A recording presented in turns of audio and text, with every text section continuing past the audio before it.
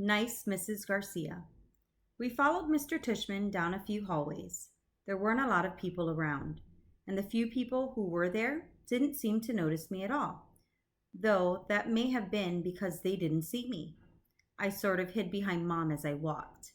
I know that sounds kind of babyish of me, but I wasn't feeling very brave right then. We ended up in a small room with the words Office of the Middle School Director on the door. Inside, there was a desk with a nice seeming lady sitting behind it. This is Mrs. Garcia, said Mr. Tushman, and the lady smiled at my mom and took off her glasses and got up out of her chair. My mother shook her hand and said, Isabel Pullman, nice to meet you. And this is August, Mr. Tushman said. Mom kind of stepped to the side a bit so I would move forward. Then that thing happened that I've seen happen a million times before. When I looked up at her, Mrs. Garcia's eyes dropped for a second. It was so fast that no one else would have noticed, since the rest of her face stayed exactly the same. She was smiling a really shiny smile. Such a pleasure to meet you, August, she said, holding out her hand for me to shake. Hi, I said quietly, giving her my hand, but I didn't want to look at her face, so I kept staring at her glasses, which hung from a chain around her neck. Wow, what a firm grip, said Mrs. Garcia.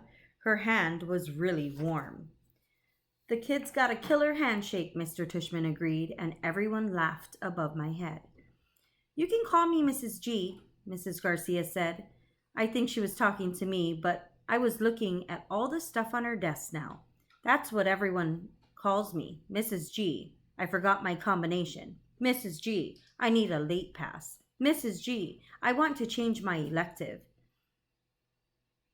Mrs. G's actually the one who runs the place, said Mr. Tushman, which again made all the grown-ups laugh. I'm here every morning by 7:30, Mrs. Garcia continued, still looking at me while I stared at her brown sandals with small purple flowers on the buckles. So if you ever need anything, August, I'm the one to ask. And you can ask me anything. Okay, I mumbled. Oh, look at that cute baby, Mom said, pointing to one of the photographs on Mrs. Garcia's bulletin board. Is he yours? No, my goodness, said Mrs. Garcia, smiling a big smile now that was totally different from her shiny smile. You've just made my day. He's my grandson. What a cutie, said Mom, shaking her head. How old? In that picture, he was 5 months, I think. But he's big now, almost 8 years old. Wow, said Mom, nodding and smiling. Well, he is absolutely beautiful. Thank you, said Mrs. Garcia, nodding like she was about to say something else about her grandson. But then, all of a sudden, her smile got a little smaller.